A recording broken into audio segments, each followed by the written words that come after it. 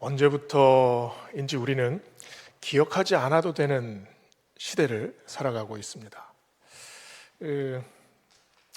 요즘 몇 개의 전화번호를 외우십니까? 제가 고등학교 다닐 때만 해도 웬만한 친구들의 전화번호는 머릿속에 다 있었어요. 근데 요즘은 어떻습니까? 그냥 이름만 입력하면 바로 전화가 연결이 되잖아요. 자녀들 전화번호 가물가물 하시죠? 옛날 고등학생들은 항상 이 두꺼운 영어 사전을 가방에 넣고 다녔잖아요. 그래서 보면 이 사전이 아주 너덜너덜해질 때까지 이렇게 영어 사전을 찾아봤어요. 근데 요즘은 사전 가지고 다니는 고등학생들 한 명도 없다고 합니다. 사전이 없어도 검색을 하면 영어 단어를 알 수 있기 때문이에요. 특별한 앱이 있다고 해요. 그래서 휴대폰을 보고 그 앱에 따라서 영어 단어를 외운다고 합니다. 그런데 이렇게 아날로그식으로 암기를 하는 것, 생각보다 효과가 있습니다. 자기 손으로 직접 사전을 뒤적거려야 되잖아요. 그리고 연필로 그냥 별표 밑줄 빡빡 그으면서 되지도 않은 발음으로 입으로 직접 해보고, 어떤 친구들은 그 사전을 찢어서 막 먹어본다고 하지 않습니까? 우리가 요즘은 외우지 않습니다. 머리에 기억하는 게 아니라 외부에 어떤 장치에 기억되어 있는 것을 자꾸 꺼내 쓰는 시대가 된 것 같아요. 기억이 능력이었던 시대가 있지요. 조선시대 서당 앞을 지나가면 어떤 소리가 들립니까? 하늘 천따지 거물현 누루왕. 아주 지칠고 지칠 때까지 계속해서 외웁니다. 이스라엘 사람들도 다르지 않았어요. 랍비 학교에 아이들이 이렇게 있으면 토라를 외우기 시작을 합니다. 이 히브리어로 토라를 외우는 게 얼마나 힘들겠습니까?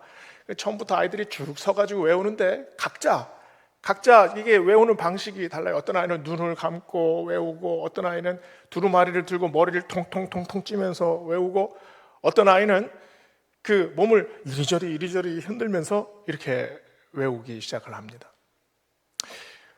이 외우는 것이 처음에 어떤 의미인지 알지 못하지만 시간이 지나면서 반복되면서 그 의미를 조금씩 깨달아갑니다.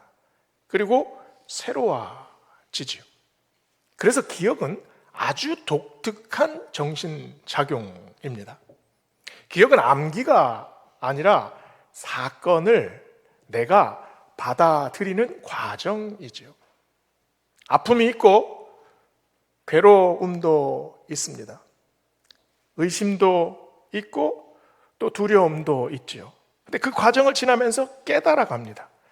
그리고 발견하고 또 감격하고 기뻐하는 이 모든 과정, 이게 점점 맞춰져 가지 않습니까? 그래서 머리만이 아니라 오감을 다 동원해서 우리는 우리 삶에 있는 기억들을 정리해 가지요.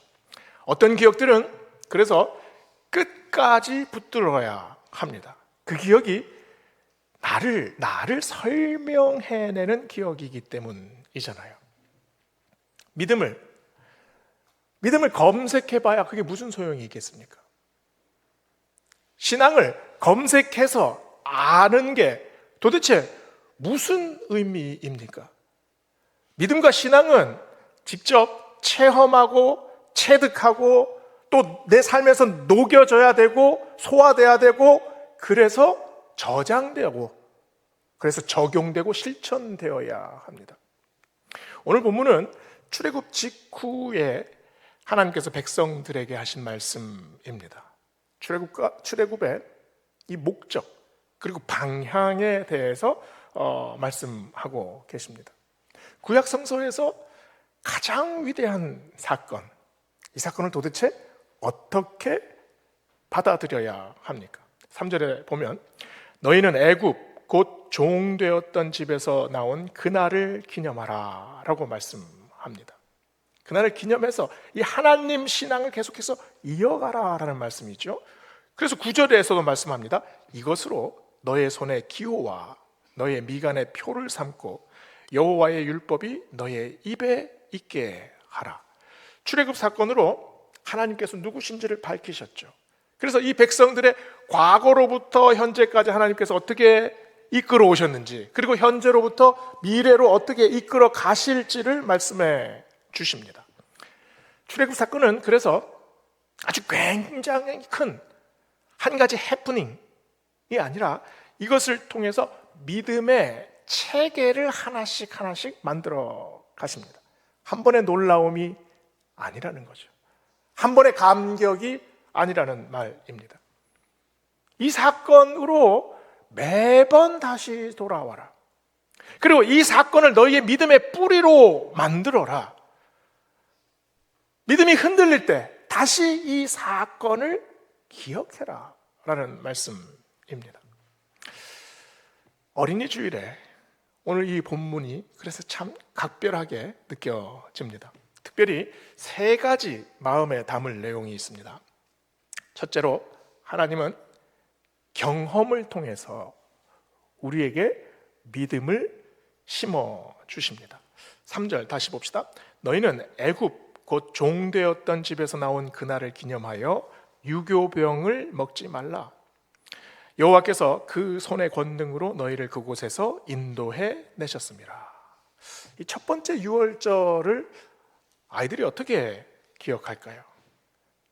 이 횃불 아래에서 엄마 아빠가 아주 그냥 서둘러 막 짐을 챙깁니다. 그리고 급하게 놓여진 식탁에 어떤 그 음식이 있습니까? 부드러운 빵이 아니라 아주 딱딱한 무교병, 누룩을 뺀 그 무교병이 있잖아요. 그리고 아주 그냥 그 알싸한 향이 나는 그 쓴나물이 있습니다. 그리고 양념이 전혀 되어 있지 않는 양고기가 올라와요. 엄마, 이거 맛이 없어서 못 먹겠어요. 맛있으라고 먹는 거 아니다. 우리가 지금 급하게 이동해야 되기 때문에 먹는 음식이야. 나중에 네가 깨닫게 될 거야. 아버지는 그 옆에서 비장한 얼굴로 이 새끼 양의 목덜미를 잡습니다. 그리고 날카로운 칼로 목을 찌르죠. 왈칵 시뻘건 피가 대야에 담겨요. 그거를 문지방에 이렇게 바르잖아요. 아이는 그 모든 과정에서 눈을 떼지 못합니다. 근데 이해할 수가 없어요. 도대체 왜 이런 일을 해야 하는지. 아이들이 심판 그리고 구원에 대해서 얼마나 이해할 수 있을까요? 이해하기 힘듭니다. 아무리 설명해 줘봐도 그 정확한 의미로 다가가기가 어려워요. 출애굽 사건은 그래서 구원, 이 사건을 설명하는 것 대신에 직접 경험하게 합니다. 그래서 8절에 말씀하죠. 너는 그날에 내 아들에게 보여 이르기를 이 예식은 내가 애굽에서 나올 때에 여호와께서 나를 위해 행하신 일이다. 그 경험을 반복해서 느끼라고 말씀하십니다. 경험이 필요합니다. 그리고 경험이 중요해요. 그 다음에 깨달아 갑니다. 무교병의 그 까칠까칠한 맛이 나중에 기억에서 떠오릅니다. 이 알싸한 향의 그 쓴나물, 그리고 텁텁한 양고기 맛, 그리고 그 검붉은 그 새끼 양의 피. 이 경험이 추상적인 상징이 아니라 실제적인 경험이 돼서 아이들 마음에 남지 않습니까? 소설가 김승옥은 아주 그 젊은 시절 아주 천재 작가로 불렸다고 합니다. 서울대 육공학번에 아주 그 대단한 동기들이 많았대요. 그 평론가 김현, 그리고 소설가 이청준, 그리고 칸의 선배가 시인 김지하였답니다. 근데 이들 중에서도 이 김승옥이 아주 두드러졌대요. 이청준 소설가와 어릴 때 이제 군대 가기 전에 우리 신춘문예의 글이나 한번 내보고 가자, 장난삼아 그랬답니다. 그런데 김승옥은 거기서 등단을 했고, 이청준은 홀로 쓸쓸히 군대에 끌려갔대요. 23살 때 한국 문학에 아주 걸출한 무진기행이라는 그 소설을 냅니다. 어마어마한 사람이지요. 아주 그 이후에도 문학과 역사를 계속 글을 쓰면서 아주 치열한 그 인생을 살았어요. 문인들과 어울리면서 또 이게 막 알코올 중독에 빠지기도 합니다. 그래서 아내와 함께 억지로 교회에 끌려가가지고 앉아 있으면서 이런 생각을 했대요. 저 목사는 저런 말로 사람을 꼬드기는구나. 이게 그 당대의 아주 인텔리 아닙니까?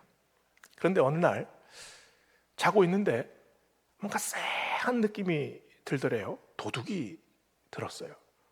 그래서 냅다 소리를 지르려고 누구야! 소리를 확 질렀는데 입이 움직이지 않습니다. 몸이 말을 듣지 않아요. 꼼짝도 못하겠답니다. 근데 그 깜깜한 어둠 속에서 뭔가 하얀 손이 나와서 자기 명치 끝을 만지더랍니다. 이게 부드러움, 따뜻함이 아니라 아주 뜨거움이 온몸으로 쫙 퍼져나가요. 그러면서 그 자기가 어렸을 때의 기억이 마치 파노라마처럼 막 이렇게 펼쳐집니다.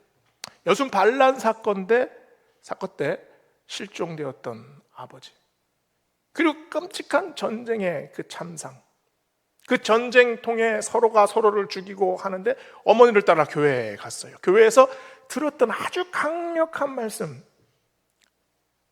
원수를 사랑해라. 그 마음에 깊이 감명을 받았어요. 그리고 심부름 다니면서 그 찬송가를 이렇게 흥얼흥얼 하면서 그 오솔길을 걸었던 그런 기억들. 그리고 고등학교 때는, 그때는 성경에 한문이 많았나 봐요. 그 사전을 찾아가면서 그 하나하나 해서 고등학교 2학년 때 성경을 완독했던 기억. 이 모든 것들이 파노라마처럼 쫙 펼쳐집니다. 속으로 하나님이시다. 하나님이 계신다. 김승옥 씨가 오늘 말씀 8절을 어떻게 읽겠습니까? 이 사건은 내가 애굽에서 나올 때에 내 인생의 문제로 방황할 때에 여호와께서 나를 위해 행하신 일이다. 신비한 환상도 중요합니다. 그러나 더 중요한 것은 믿음의 뿌리가 생성되는 경험이죠. 나무가 하늘을 향해서 막 자라납니다. 근데 이 땅 위에 있는 가지들만 막 자라납니까? 보이지 않는 땅에서 뿌리가 그 어둠을 계속 헤치면서 자라나요. 처음에는 믿음의 사건이 도대체 어떤 의미인지 알지 못합니다. 전혀 깨닫지 못해요. 마치 어둠 속에서 이렇게 더듬는 것처럼. 그러나 그 어둠 속에서 이 땅 밑에서 믿음의 뿌리가 계속해서 자라나고 있지 않습니까? 하나님을 추상적으로 생각하는 것이 아니라 실제적으로 조금씩 다가가야 하죠. 유년부 아이들이 찬양하는 모습을 보면 아주 흐뭇합니다. 아주 이 친구들이 찬양할 때 그냥 막 사력을 다해서 이렇게 막 찬양해요. 성경 암송을 할 때 무슨 뜻인지도 모르고 그냥 열심히 암송합니다. 기도할 때 기도하다가 잠깐 눈을 떠서 두리번거리다 또 눈을 감고 다시 기도하잖아요. 수련회 가면은 막 친구들이 옆에서 울면서 기도합니다. 영문도 모른 채 자기도 따라서 울어요. 새벽 기도 때 엄마 따라서 와서 엄마 무릎에서 자기도 하잖아요. 아이들이 그러나 보고 느끼고 경험합니다. 이스라엘 백성들이 의미도 모른 채 이스라엘 백성의 아이들이 무교병을 먹었어요. 쓴나물을 먹고 그 향기를 맡았습니다. 그리고 양고기를 먹고 그 뜨거운 피를 두 눈으로 목격했죠. 이 경험이 살아납니다. 우리 아이들이 어른이 됐을 때 그때 그 찬양이, 그 말씀이, 그 기도가 내가 힘들 때 여호와께서 나를 위해 준비하신 일이다, 이 고백이 될 줄로 믿습니다. 둘째로, 하나님은 안전을 느끼게 하시면서 믿음의 줄기를 세워 가십니다. 출애굽 과정에서 우리는 어른들의 상황만 이렇게 바라보죠.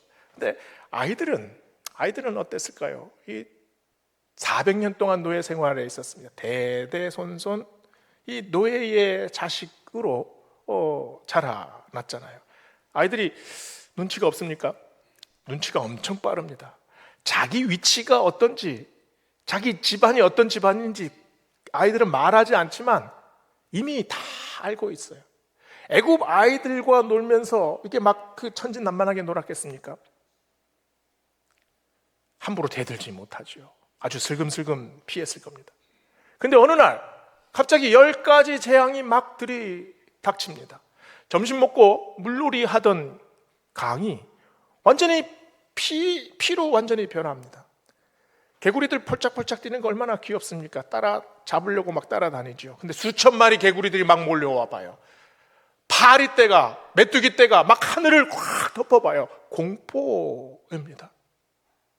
아마 어른들한테 물었을 거예요. 왜 자꾸 이런 일들이 생겨요? 어른들이 설명해도 다 이해하지 못합니다. 지금까지 자기들이 살고 있던 그 상황과 완전히 딴판의 세상이 막 벌어지잖아요. 6월절 그 10가지 재앙의 마지막 날 밤, 동네 곳곳에서 통곡 소리가 들려옵니다. 애국 사람 집에서 사람들이 막 죽어나가요. 그 소리는 점점 커지고 점점 가까이 다가옵니다. 어린 아이들이 이 무서워서 아마 엄마 치맛자락을 아마 꼭 쥐었을 거예요. 엄마가 가슴으로 아이를 품어줍니다. 그리고 나지막히 기도했겠죠. 그 다음날 아침 이 아이들이 무엇을 봤을까요? 재앙을 봤습니다. 애굽 사람들의 집은 하나같이 사람들이 죽어나갔어요. 그러나 우리 집은 안전해요. 그러나 우리 집에는 아무 일도 없었습니다. 폭풍우가 막 치는 밤에 이 나무가 바람에 그냥 막 휘날려서 막 쓰러질 것 같습니다. 소리가 어마어마하잖아요. 꽝꽝꽝꽝 천둥 소리가 치면 옆방에서 자고 있던 아들이 놀래가지고 막 울면서 안방으로 찾아오잖아요. 그럼 아빠가 어떻게 합니까? 아빠가 아이를 안아주죠. 그리고 천둥 소리가 들리지 않게 이불 속에 이렇게 들어가요. 그리고 그 안에서 손전등 하나 탁 킵니다. 그리고 아주 재미난 동화책을 이렇게 읽어줘요. 폭풍우는 그치지 않았습니다. 그러나 아이의 마음속에 두려움은 점점 찾아들잖아요. 이 아이가 그 폭풍 있는 그 밤을 어떻게 기억하겠습니까? 아빠와 함께한 아주 정말 기억에 오래 남는 캠핑, 뭐 이렇게 기억하지 않겠습니까? 2절에 하나님이 말씀하셨습니다. 이스라엘 자손 중에 사람이나 짐승을 막론하고 태에서 처음 난 모든 것은 다 거룩히 구별하여 내게 돌리라. 이는 내 것이라 하시니라. 3절 여호와께서 그 손의 권능으로 너희를 그곳에서 인도해 내셨습니다. 8절 이 모든 일은 내가 애굽에서 나올 때에 여호와께서 나를 위하여 행하신 일이다. 무슨 말씀입니까? 폭풍이 아무리 불어닥쳐도, 재앙이 지금 당장 내려도 너는 내 것이다. 내가 너를 지킬 것이다. 내가 너를 위해서 이 모든 일들을 지금 일어나게 하였다. 아이는 두렵습니다. 아이는 여전히 무섭지요. 그러나 안전한 불안이잖아요. 내 마음속에 불안이 생겨요. 그런데 안전합니다. 무서운 생각이 듭니다. 그러나 안전해요. 두려운 상황이지만 이 상황 속에서 하나님이 나를 지키고 계신다라는 이 믿음이 쌓이면 달라집니다. 이 믿음이 있는 아이들은 세상을 다르게 바라봐요. 아이들이 자라면서 실패도 하죠. 어려움도 겪죠. 큰 절망 속에 빠집니다. 그 울음이 막 터지는 그런 상황도 있어요. 그러나 이 믿음이 있는 아이들은 다시 일어납니다. 다시 용기를 가집니다. 하나님이 나와 함께 하신다는 믿음이 내 안에 살아있기 때문이죠. 우리 가정에 어려움이 닥칠 때가 있습니다. 어른들이 불안해하면 아이들은 더 무섭죠. 아버지가 겁에 질리면 아들은 절망합니다. 부모의 표정과 말 한마디, 모든 상황, 얼마나 아이들이 민감하게 보고 있습니까? 6월절 그 밤 이스라엘 백성들은 10가지 재앙을 차례차례 마치 파도가 몰아치는 것처럼 계속해서 경험했어요. 그러나 이스라엘 백성들의 부모들은 담대했습니다.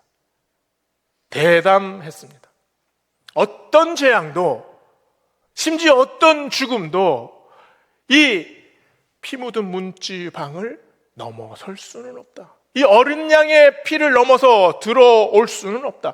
하나님과 피로 맺은 언약 아닙니까? 하나님이 지키신다. 하나님이 막으신다. 하나님이 지금 우리를 붙들고 계시다. 이 믿음이 이스라엘 백성들의 믿음 아닙니까?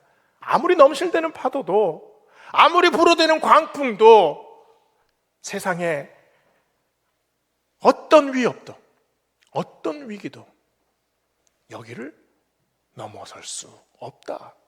이 믿음이 이스라엘 백성들, 특히 부모들에게 있었습니다. 우리가 아이들에게 어떤 본이 되어야 합니까? 믿음의 본을 꼿꼿이 세워야 합니다. 믿음은 평소에 드러나지 않습니다. 위기가 닥쳤을 때, 광풍이 몰아닥칠 때, 그때 나의 믿음이 어떤 믿음인지 아주 그냥 적나라하게 드러나지요. 부모부터 달라져야 합니다. 상황에 휘청이는 부모가 아니라 하나님을 의지하는 부모, 문제에 자꾸 눌리는 부모가 아니라 믿음을 지켜내는 부모, 불안에 시달리는 부모가 아니라 그 불안을 헤쳐나가는 부모, 우리가 바로 하나님께서 지키시는 부모 아닙니까? 두려울수록 하나님 앞에 바로 섭시다. 우리의 믿음의 줄기를 바로 세웁시다.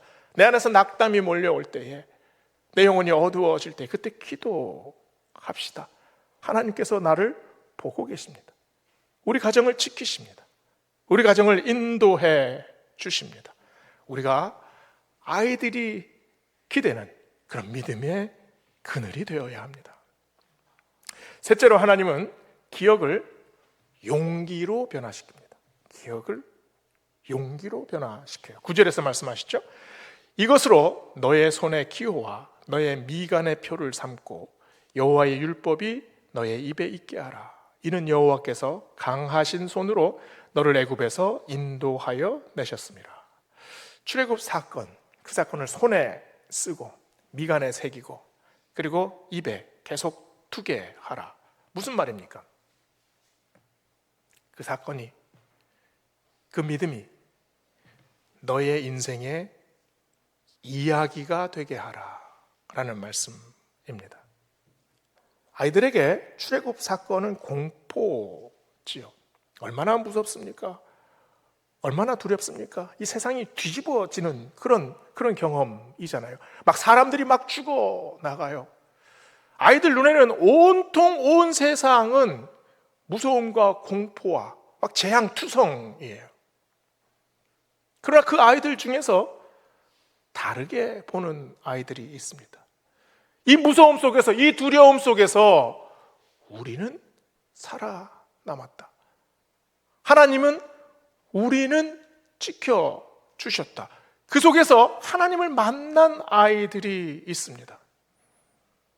혼란 속에서, 공포 속에서 하나님을 붙든 아이들이 있죠. 이 땅바닥에서 허겁지겁 양고기와 쓴나물과 무교병을 먹은 기억이 그리 큰 기억이겠습니까?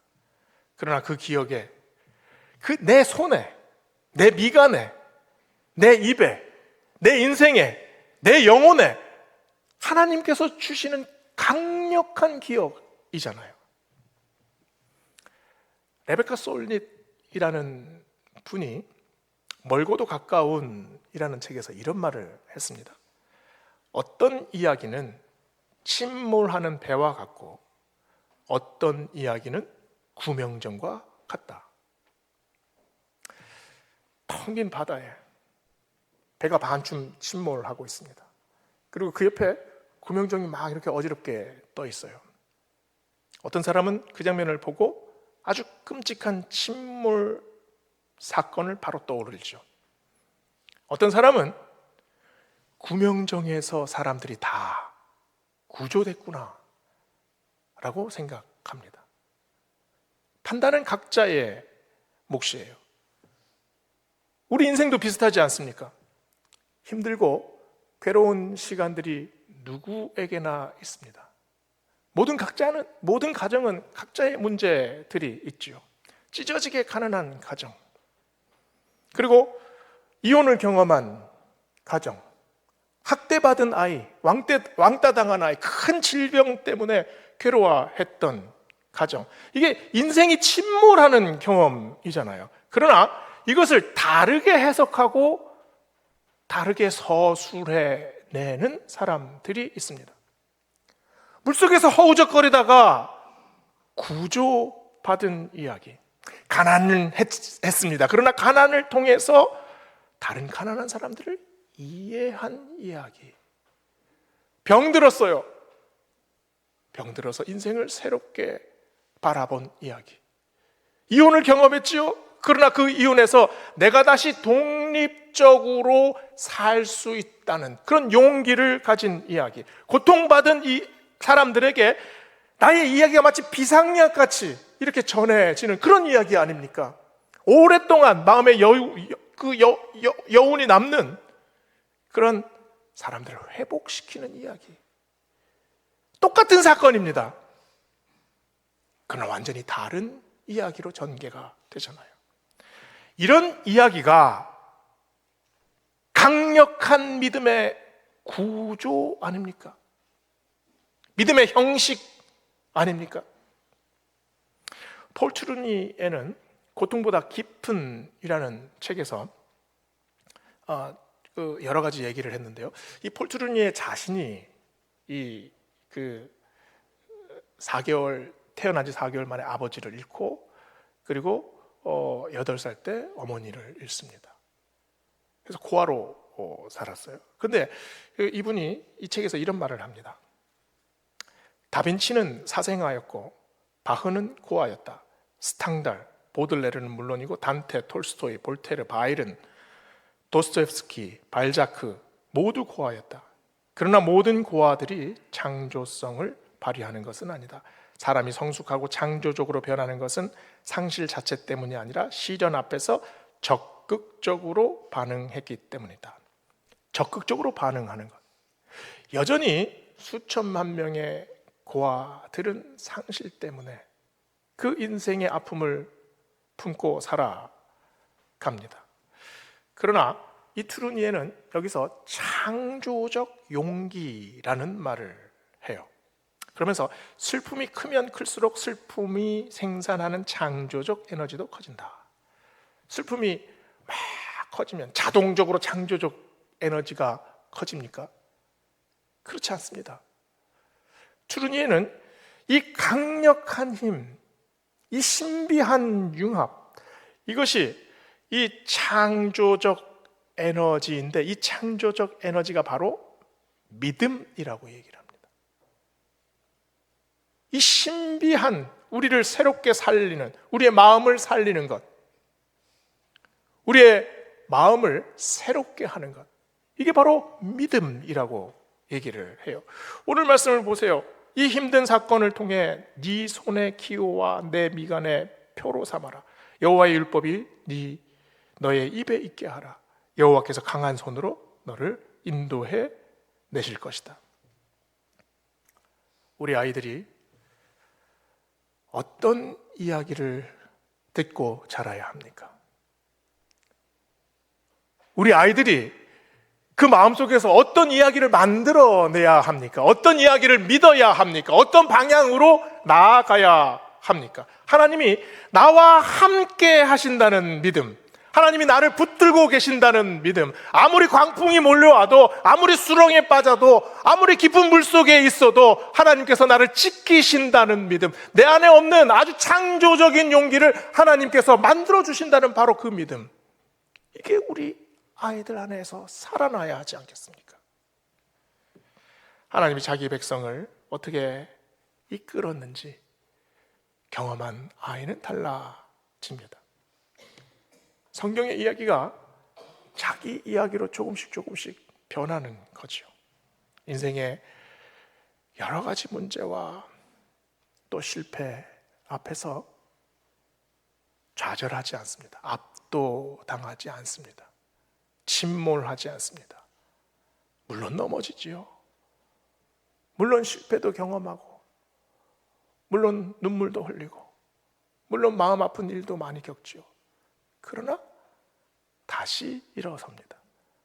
왜냐하면 하나님에 대한 기억이 우리 아이들의 마음속에 창조적인 용기로, 신비한 은혜로 우리 아이들을 다시 일으키실 것이기 때문입니다. 기도하시겠습니다.